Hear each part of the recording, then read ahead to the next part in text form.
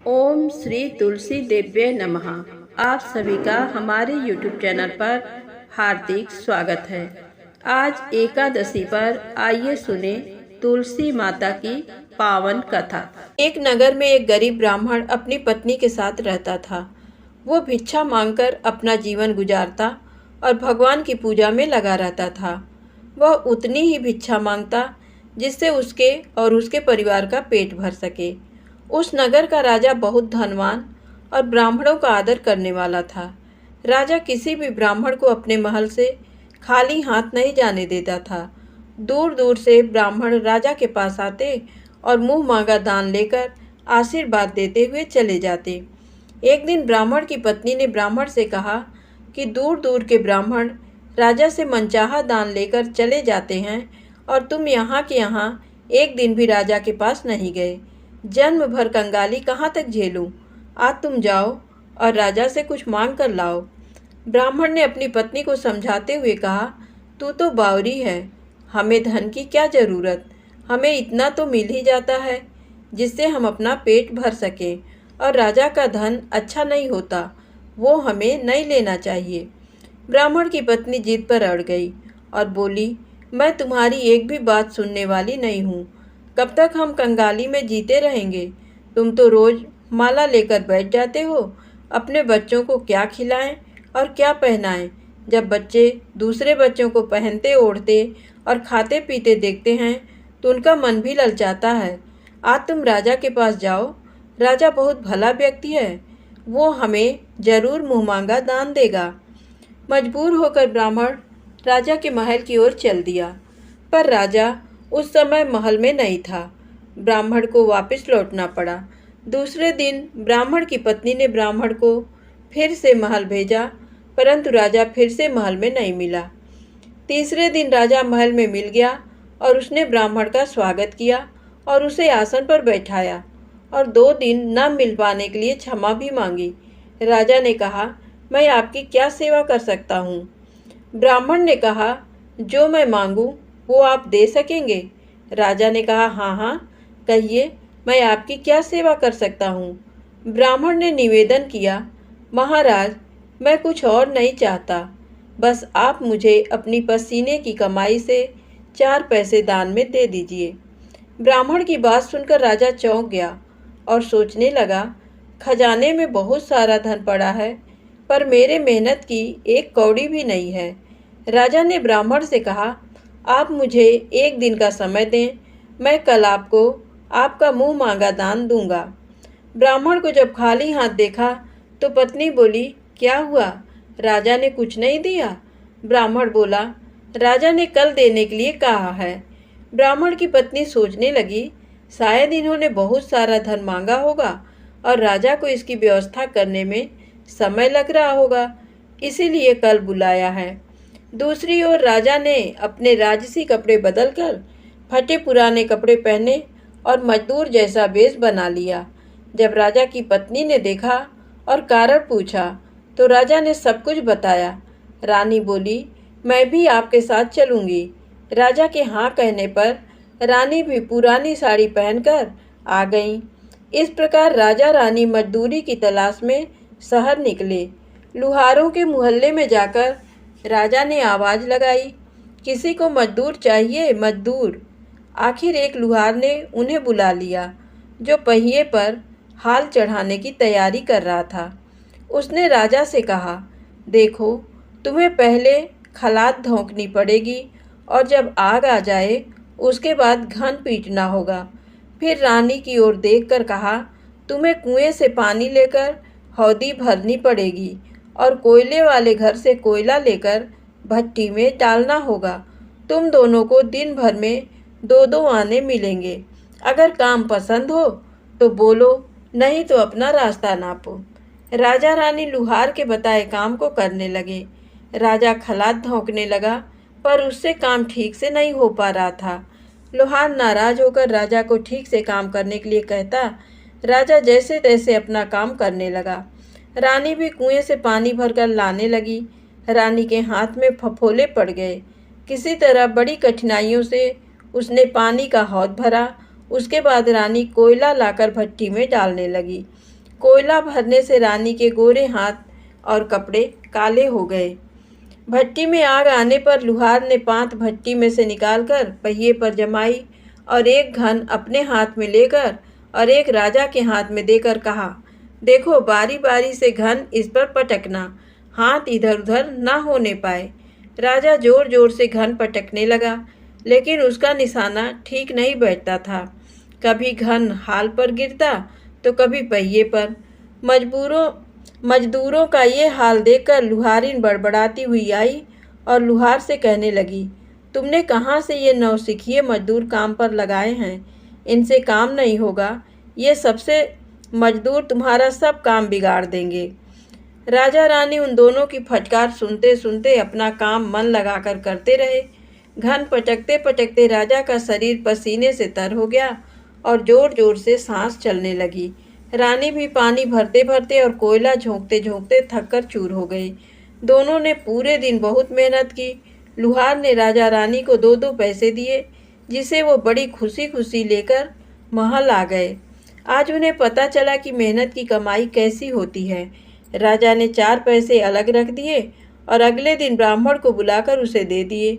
ब्राह्मण राजा को आशीर्वाद देकर घर लौटा और ब्राह्मणी से कहा, लो मैं राजा के यहाँ से दक्षिणा ले आया हूँ। ब्राह्मणी खुश होकर दौड़ती हुई आई, पर जब उसने 4 पैसे देखे तो वो ठिठक कर रह गई और उन्हें दूर फेंक दिया। वो जल भूनकर ब्राह्मण से बोली, तुम जैसे दरिद्र से राजा के यहाँ जाकर भी कुछ न मांगा गया, शर्म भी नहीं आती, कहकर रूठकर चली गई और बहुत देर तक बड़बड़ करती रही। ब्राह्मण ने उन 4 पैसों को उठाकर तुलसी घर के पास रख दिया और सोचा जब ब्राह्मणी शांत हो जाएगी तो ज़रूरत पड़ने पर उठा लेगी। परंतु कई दिनों तक पैसे वहीं रखे रहे और फूल बेलपत्र ऊपर से गिरकर मिट्टी में दब गए। ब्राह्मण और ब्राह्मणी दोनों ही उन सिक्कों के बारे में भूल गए। कुछ दिनों बाद तुलसी घर में 4 पौधे उगे। चारों पौधे बहुत सुंदर थे। ये देख ब्राह्मणी रोज उनमें पानी डाल देती। 4 महीने बाद वो पौधे बड़े हो गए और उनमें फूल लगने लगे। फूल सूखने पर इनसे मोती झड़ने लगे। ब्राह्मण और ब्राह्मणी ने कभी मोती नहीं देखे थे। वो समझे कि कोई बीज है। हर रोज कई फूल झड़ते और बहुत मोती पूरे तुलसी घर में बिखर जाते। ब्राह्मणी उन मोतियों को समेटकर घर के एक कोने में डाल देती। इस तरह वहाँ मोतियों का ढेर लग गया। एक दिन एक सब्जी वाली आई। ब्राह्मणी को सब्जी लेनी थी, पर उसके पास पैसे नहीं थे। उसने सब्जी वाली से कहा, क्या तुम इन चमकदार चीज़ों के बदले सब्जी दे सकती हो? सब्जी वाली ने देखा तो वो पहचान गई कि ये तो मोती है। उसने खुशी खुशी ब्राह्मणी को उन मोतियों के बदले उसकी मनपसंद सब्जी दे दी। अब से हर रोज़ ऐसा होने लगा। ब्राह्मणी और सब्जी वाली दोनों खुश थे। सब्जी वाली ये सोचकर खुश थी कि मुझे 1 पैसे की तरकारी के बदले हजारों का माल मिलता है, और ब्राह्मणी ये सोचकर खुश थी कि इन चीज़ों के बदले सब्जी मिल जाती है। इस प्रकार कई महीने बीत गए। उधर राजमहल में कई राजहंस थे जो मोती चुगते थे। राजा का ये नियम था, जब राजहंस मोती चुग लेते थे इसके बाद ही राजा और उसका परिवार भोजन करता था। एक समय बाद राजा का सारा धन उन मोतियों और दान देने में खर्च हो गया। अब राजा को मोती खरीदने के पैसे तक नहीं बचे। ये खबर पूरे नगर में फैल गई। ब्राह्मण और ब्राह्मणी को जब ये पता चला तो उन्होंने यही विचार किया कि राजा बहुत दानी और नेक दिल है। उसने अपना सब कुछ दान कर दिया, यहाँ तक कि शायद उनके पास खाने को भी कुछ नहीं है।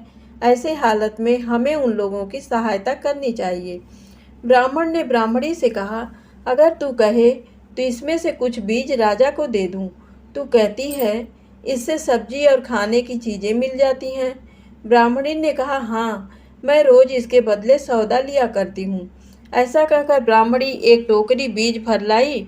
ब्राह्मण राजा के पास पहुँचा और उसे वो मोती दिए और राजा को सारी बात बताई। राजा उन मोतियों को देखकर चौंक गया। उसने मोती राजहंस को दिए। राजहंस उन्हें चुगने लगे।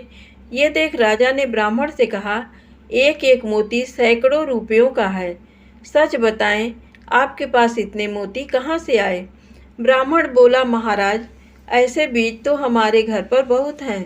और राजा को पूरी बात बताई। राजा अपने मंत्रियों के साथ ब्राह्मण के घर पहुंचे और उन चारों पेड़ों को देखा। पूछताछ में उन सिक्कों वाली बात सामने आ गई। जब पेड़ों को देखा तो उनकी जड़ के पास वही सिक्के चिपके हुए थे। आज ब्राह्मण ब्राह्मणी को मालूम हुआ कि उनके पास लाखों करोड़ों की दौलत है, जिसे वो साधारण बीज समझते थे। ब्राह्मण ने सोचा कि मेरे लिए ये धन किस काम का। ऐसा सोच ब्राह्मण ने सारे मोती राजा को दान में दे दिए। राजा की आंखें भी खुल गईं। मेहनत के धन की कीमत उन्हें मालूम पड़ गई। उस दिन राजा ने प्रण कर लिया कि मैं खजाने के पैसों से एक भी पैसा अपने खर्च में नहीं लगाऊंगा। अपना खर्च मेहनत करके चलाऊंगा। खजाने और ब्राह्मण के दान से राजा ने जनता के हित में कई धर्म कर्म काम शुरू कर दिए।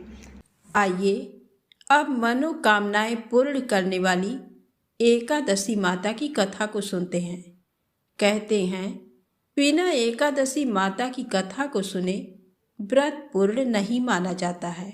एक बूढ़ी माँ ने एक बार एकादशी का व्रत रखा। बड़े ही भाव भक्ति से पूजा अर्चना की। उन्हें वृद्धावस्था में क्या बाधा थी। वे तो अपने पुत्र पौत्रों की सुख सुविधा के लिए व्रत रखने लगी। वे दिन भर तो जरा कठोर मन करके अपनी प्यास को रोके रहीं। दिन में पूजा पाठ किया, कथा सुनी और पंडित जी को मिट्टी के पात्र में भरकर पानी और ऋतु फलदान में दिए। दोना भर भर के बूरा शक्कर वितरण किया। उन्हें गर्मी के कारण बहुत बेचैनी हो रही थी। इस कारण से बड़ी देर तक पानी में पड़ी रहीं और पानी के कुल्ला करती रहीं, मुंह धोती रहीं। तब कहीं थोड़ा बहुत धैर्य बंध पाया। धूप तो तेज पड़ ही रही थी, इस कारण बार बार मुंह सूख रहा था। बूढ़ी माँ बहुत बेचैन हो रही थी। एक तो बुढ़ापा और दूसरा ये भयंकर गर्मी। वृद्धावस्था की स्थिति तो कुछ दूसरी ही प्रकार की होती है। जैसे तैसे रो धो के दिन कट पाया। अब पहाड़ सी रात सामने थी। उसका कटना बड़ा ही कठिन दिखाई दे रहा था। खटिया पर पड़े शांति नहीं मिल रही थी। वे बार बार करवट बदल रही थी। अनेक बार वे बाहर जाती और भीतर आती। उन्हें घर के अंदर शांति नहीं थी। वे पड़ी पड़ी एकादशी माता का स्मरण करती रहीं। वे कहती रहीं कि हे माता जी, आप मेरी लाज रखिएगा।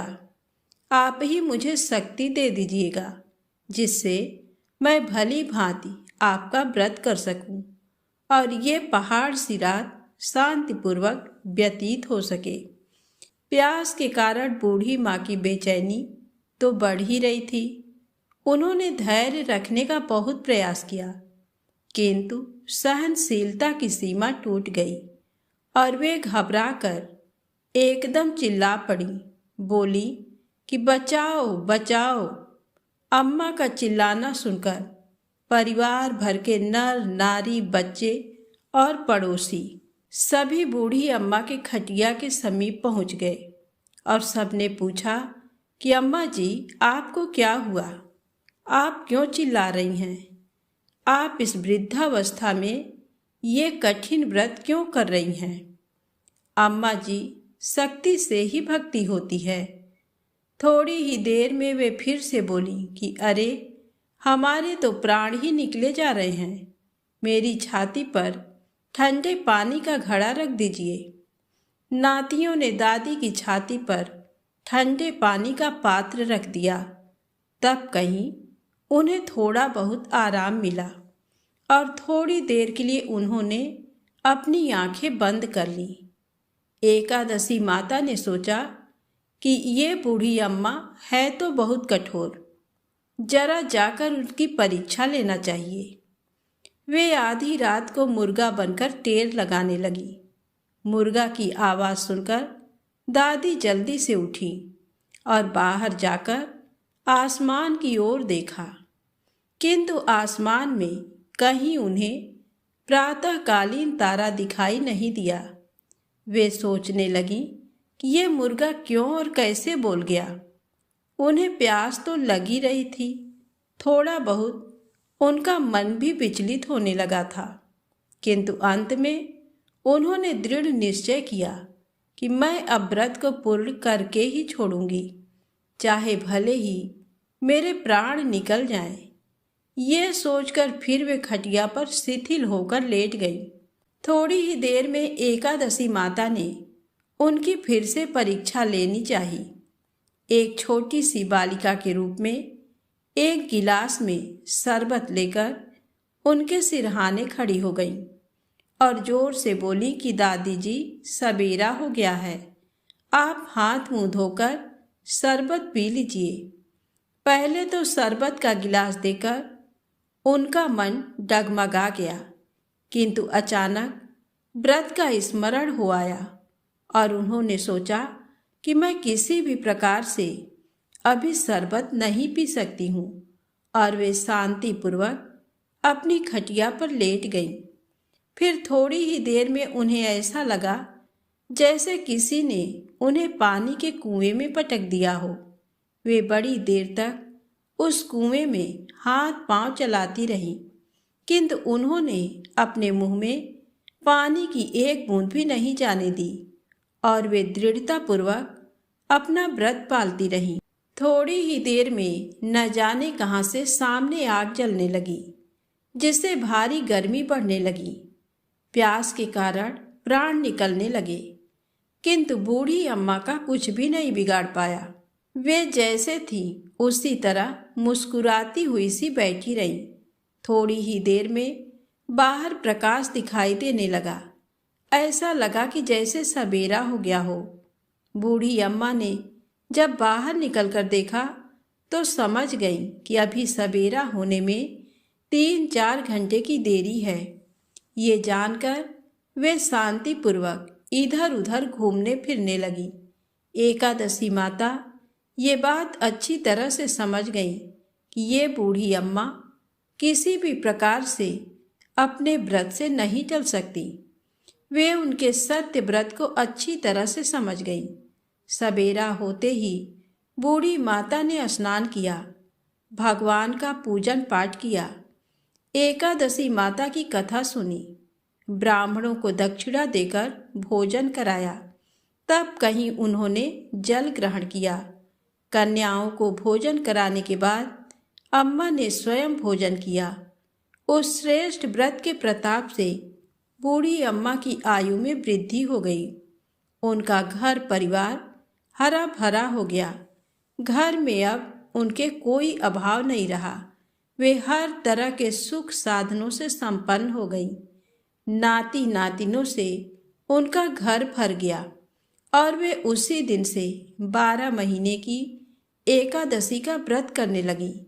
एकादशी माता के व्रत के प्रताप से इस संसार में हर प्रकार के सुख भोगकर अंत में बैकुंठ धाम को चली गईं।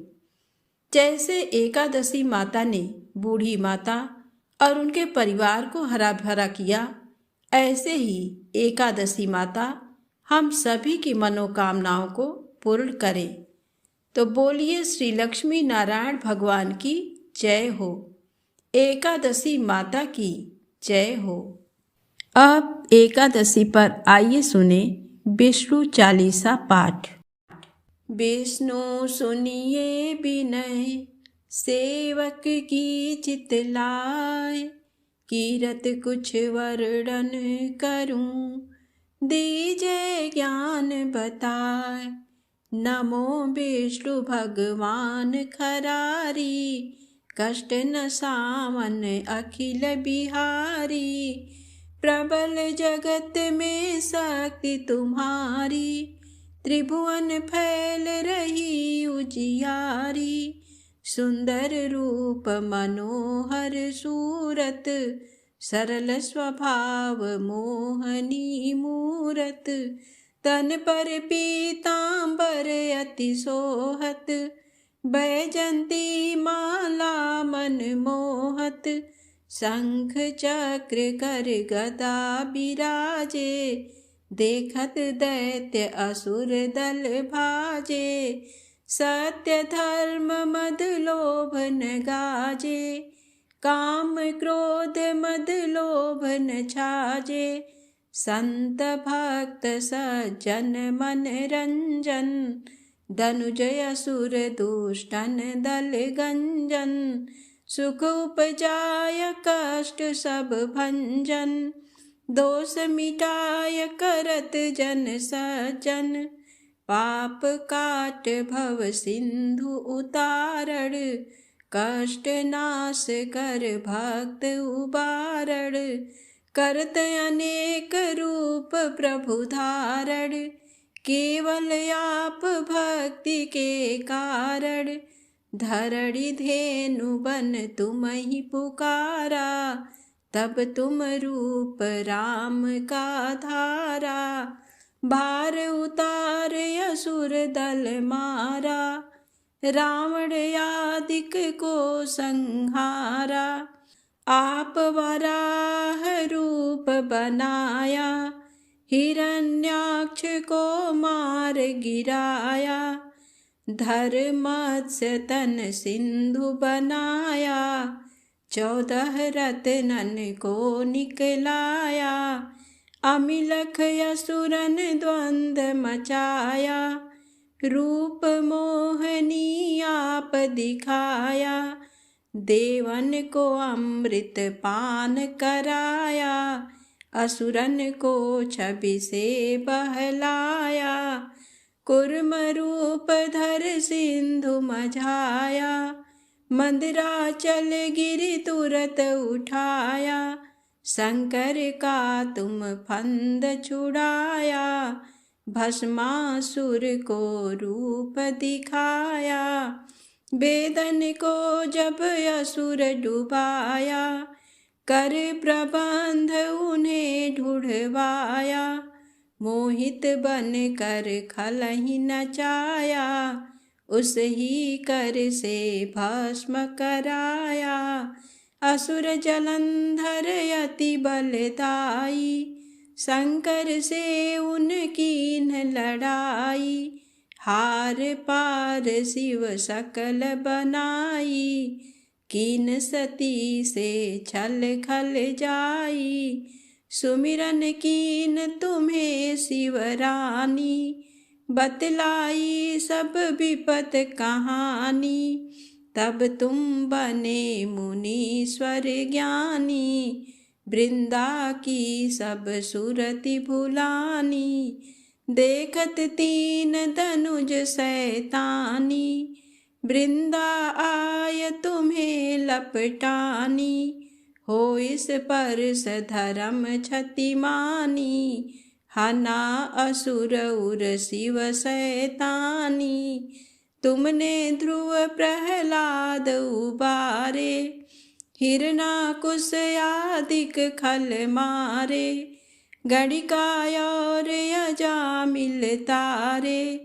बहुत भक्त भव सिंधु उतारे, हरहु सकल संताप हमारे। कृपा करहु हरि सिर जनहारे, देखहु मैं निज दरस तुम्हारे। दीन बंधु भक्तन हितकारे, चाहत आप का सेवक दर्शन। करहु दया अपनी मधुसूदन, जानू नहीं योग्य जप पूजन। होय यज्ञ ये स्तुति अनुमोदन, शील दया संतोष सुलक्षण।